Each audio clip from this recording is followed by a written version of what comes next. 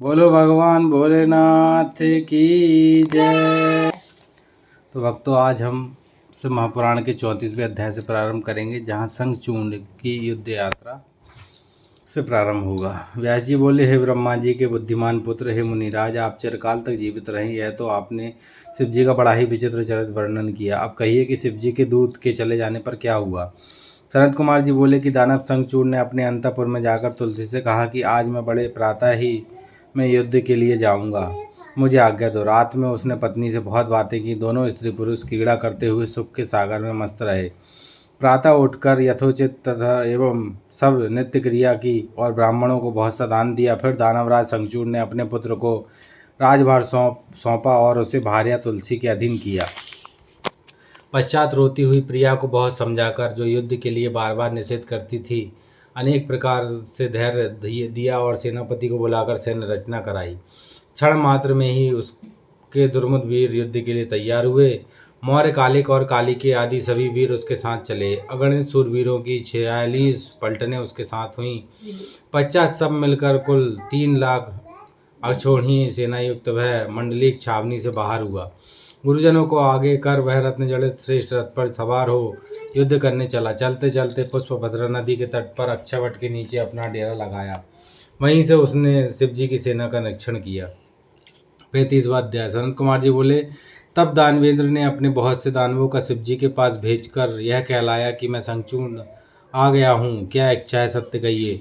तब शंख के दूत के ये वाक्य सुनकर महादेव जी प्रसन्न होकर बोले, हे महापराग दूत, तुम जाकर अपने स्वामी से यह कह दो कि देवताओं से वैर त्याग कर उनसे संधि कर लो और उनका राज्य उन्हें देकर सुख से अपना राज्य करो।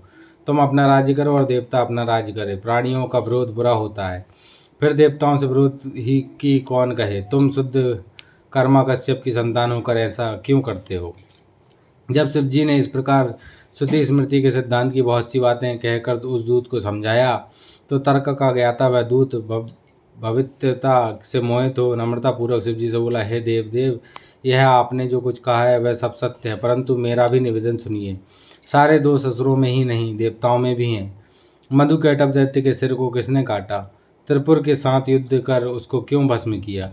आप देवताओं का ही पक्ष कर उनका ही कल्याण क्यों करते हैं? बलि का सर्वस्व हरण कर उसे पाताल क्यों भेजा? भाई सहित हिरण्याक्ष को देवताओं ने कैसे मारा तथा सुम्बादि दैत्य कैसे मारे गए? समुद्र मंथन से निकले अमृत को देवताओं ने ही क्यों पान किया?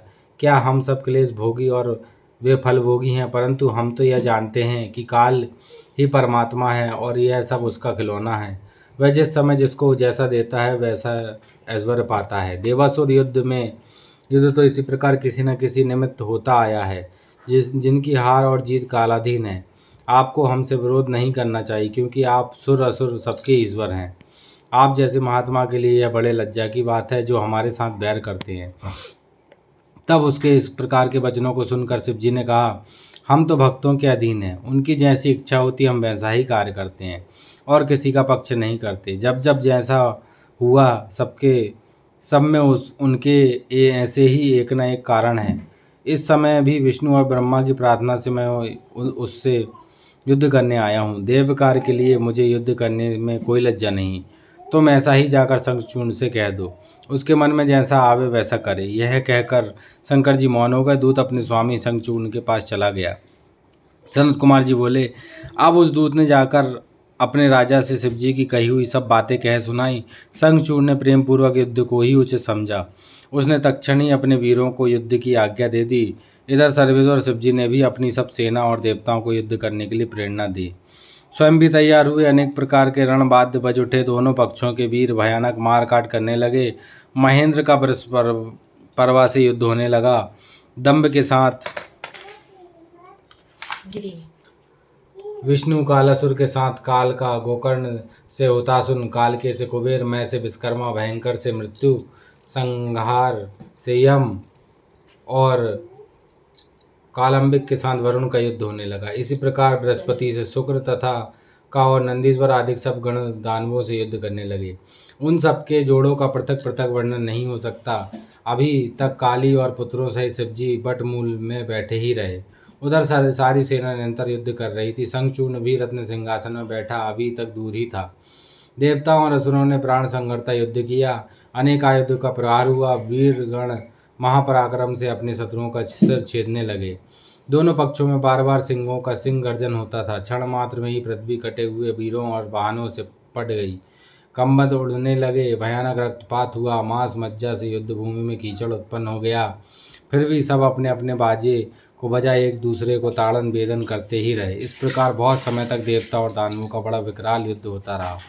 शिव जी की माया ने सबको मोहित कर रखा था। संत कुमार जी बोले, अब सब देवता दानवों से पराजित हो इधर उधर भागने लगे। बहुत से भागकर शंकर जी की शरण में गए और युद्ध का सब वृत्तांत कहा। वह सुन शंकर भगवान शंकर कुपित हो स्वयं युद्ध करने चले। उन्होंने पहुंचते ही सैकड़ों अछोहिणी का नाश कर दिया। उधर काली अलग ही दैत्यों का नाश कर उनका रक्तपान कर रही थी। अब देवता बड़ी वीरता से दानवों के साथ भयंकर युद्ध करने लगे। सैकड़ों लक्ष्य हाथियों और सैकड़ों लक्ष्य दानवों को काली अपने हाथ से पकड़ पकड़ कर अपने मुख में डाल चर्वण करने लगी। युद्ध भूमि में हजारों कंबंद नाच रहे थे। महान कोलाहल हो रहा था। स्कंद के बाणों से करोड़ों दानवों का संहार हुआ। जो बचे वे भाग गए। भगवती और स्कंद की विजय हुई। स्वर्ग में दुंदुभी बजने और फूलों की वर्षा होने लगी। स्कंद जी ने असुरों से महाक्षयकारी युद्ध किया। तब अपनी सेना का इस प्रकार संहार होते देख दानवराज शंखचूड़ स्वयं युद्ध को तैयार हुआ। उसने कान तक खींचकर जो धनुष से बाण छोड़ना आरंभ किया तो युद्ध भूमि में बद्ध स्थान सा दृश्य उपस्थित हो गया। घोर अंधकार छा गया। अब उसकी भयंकर मार से शिवपुत्र स्कंजी ताड़ित होने लगे। दानवेश्वर ने मैं दानव की अनेक माया उपस्थित की। अब उसकी माया को शिव के गण और देवता कोई न जान सके। उसी समय उस महाबली शंखचूड़ ने स्कंद का धनुष काट दिया। साथ ही अपनी घातक शक्ति उठाकर उनकी छाती पर दे मारा। उसके प्रहार से स्कंद जी को क्षण भर के लिए मूर्छा आ गई। पश्चात मूर्छा से उठकर स्कंद जी ने अपने माता पिता का ध्यान कर भयानक युद्ध किया। अब उनके बाणों से शंखचूड़ के रथ में छेद छेद हो गया। उसके कवच किरीट कुंडल और वाहन सभी को स्कंद जी ने छेद डाला और एक ऐसी विषबुझी शक्ति उठाकर जो उसे मारी तो उसके प्रहार से शंखचूड़ पृथ्वी पर गिर पड़ा और बहुत काल तक मूर्छित रहा। पश्चात उठकर उसने भी कार्तिकेय पर अपनी शक्ति का प्रहार किया, जिसके लगने से वे भी मूर्छित हो पृथ्वी पर पड़े रहे। इस प्रकार उन्होंने ब्रह्म वाक्य को प्रमाणित किया। काली उन्हें अपनी गोद में उठा शिवजी के पास लाई। शिवजी ने उन्हें जीवित कर दिया। वे उठकर फिर युद्ध की ओर चले। उधर वीरभद्र शंखचूड़ से लड़ रहे थे। दोनों के बाणों को काटा और परस्पर आघात किया, परंतु शंखचूड़ ने एक शक्ति चलाकर वीरभद्र को पृथ्वी पर गिरा दिया। परंतु वे तत्क्षण ही उठ पड़े और दूसरा धनुष ले युद्ध करने लगे। उसी समय काली फिर युद्ध में आई और कार्तिकेश्वर की रक्षा करते हुए दानवों का चर्वण करने लगी। दोनों पक्षों के वीर निकट संग्राम कर रहे थे। संत कुमार जी बोले, अब देवी ने युद्ध भूमि में भयानक सिंहनाद किया। कितने ही दानव मूर्छित हो गिर पड़े। विकराल दांतों वाली चंडियां वीरों का रक्तपान कर नाचने लगीं। देवताओं के दल में महाकोलाहल होने लगा। तब काली को इस प्रकार समरारुण देख दानवेंद्र शंखचूड़ स्वयं उनसे युद्ध करने आया। काली ने प्रल्याग्नि के समान घोर बाण वर्षा की, परंतु राजा शंखचूड़ ने वैष्णव अस्त्र चलाकर उसे शांत कर दिया। तब देवी ने नारायण अस्त्र चलाया। दानवेंद्र रथ से उतर उसे प्रणाम करने लगा। इससे वह अस्त्र स्वयं ही शांत हो गया। तब देवी ने ब्रह्मास्त्र छोड़ा। दानवेंद्र रथ से उतर उससे भी बच गया। ब्रह्मास्त्र से बचकर उसने मंत्रपूर्वक देवी पर घोर बाण बरसाए। देवी उन सब बाणों का चर्वण करने लगीं। साथ ही ऐसे घोर गर्जन करने लगीं कि उससे दानव भयभीत हो भाग गए। इस प्रकार एक ओर से काली और दूसरी ओर से दैत्येंद्र भीषण संग्राम करने लगे। पश्चात जब महाकाली ने पाशुपात का प्रयोग किया तो उसकी अमोघता की रक्षा के लिए आकाशवाणी ने रोक दिया, क्योंकि उससे उसकी मृत्यु नहीं लिखी थी। भद्रकाली पाशुपात को रोक 100 लाख दानवों को चट कर गईं और शंखचूड़ को भी खाने दौड़ी। तब दानवेंद्र ने रौदा से उसका वेग रोका तथा और भी कई दिव्य अस्त्रों का प्रयोग किया, परंतु परम क्रुद्धा भगवती ने सब खंड खंड कर काट दिए। उसके चलाए हुए चक्रादि को वह निगल गईं। फिर बड़े वेग से उछलकर देवी ने उसे एक मुष्टिक प्रहार किया तो दानवराज 7 चक्कर खाकर पृथ्वी पर गिर पड़ा और क्षण भर के लिए उसे मूर्छा आ गई। पश्चात उठकर देवी से बाहु युद्ध करना चाहा, परंतु माता की बुद्धि से बाहु युद्ध नहीं किया। देवी ने उसे पकड़ और बार बार घुमा कर बड़े क्रोध से ऊपर को फेंक दिया। प्रतापी शंखचूड़ बड़े वेग से ऊपर कूद गया।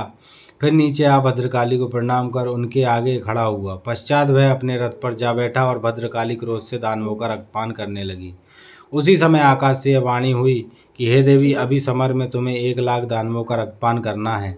तुम उन्हें शीघ्र भक्षण करो और संग्राम में दानवराज को वध की इच्छा न करो, क्योंकि यह संचूर्ण तुमसे अवध्य है। भद्रकाली दानवों का रक्त पीने लगी।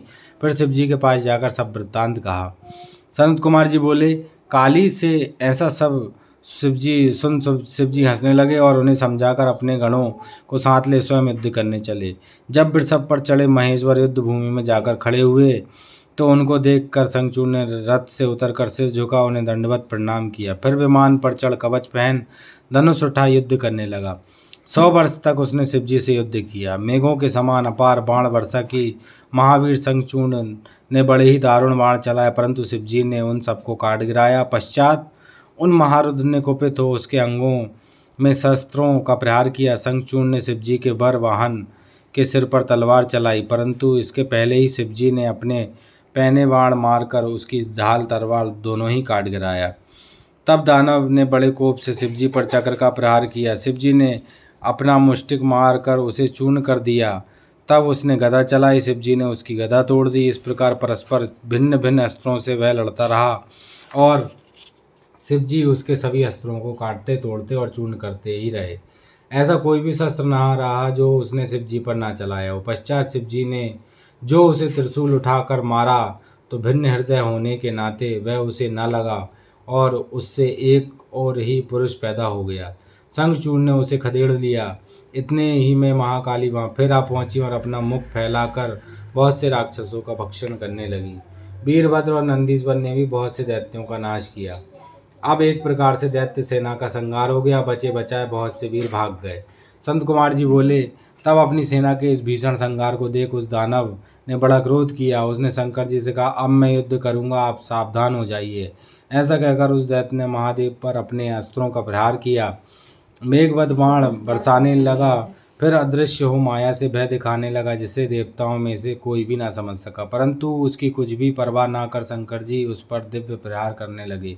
इससे तत्क्षण ही उसकी सारी माया नष्ट हो गई और वे सब दिव्य अस्त्र निस्तेज हो गए। महाबली महेश्वर ने उसके लिए अपना वह शूल उठा लिया, जिसका सहन करना तेजस्वियों के लिए भी कठिन था। फिर तो उसी समय यह आकाशवाणी हुई कि हे महेश्वर, अभी उस शूल को इस पर मत चलाओ। आप जैसे समर्थ के लिए शंखचूड़ को मारना क्या कठिन है। इस प्रतापी अस्त्र को इस पर क्यों चलाते हो। आप वेद मर्यादा का नाश न करें। जब तक इसके पास विष्णु का उत्तम कवच और इसकी पवित्र स्त्री है, तब तक उसको ना तो जरा है ना मृत्यु। इस प्रकार उस आकाशवाणी को सुनकर शिव जी ने वैसा ही किया और उस शूल को रोक रखा। फिर तो शिव जी की इच्छा से विष्णु जी वहां आ गए और उन्होंने वृद्ध ब्राह्मण का वेश धारण कर शंखचूड़ से भेंट कर भिक्षा मांगी। शंखचूड़ ने पूछा, क्या चाहिए। इस पर उस वृद्ध ने कहा, मैं इस प्रकार नहीं मांगूंगा, पहले आप प्रतिज्ञा कीजिए। शंखचूड़ ने प्रतिज्ञा की। ब्राह्मण ने कहा, मैं आपका कवच चाहता हूँ। दानवराज ने प्राणों से भी प्यारा कवच ब्राह्मण को दे दिया। हरि ने माया से शंखचूड़ का कवच ले लिया। फिर उसी रूप में से उसकी स्त्री तुलसी के समीप पहुँचे, माया विहार किया। फिर तो शिव जी को अवसर मिला और उन्होंने विजय नामक एक प्रज्वलित शूल उठा शंखचूड़ पर चला दिया। उस शूल ने उसका संहार कर दिया।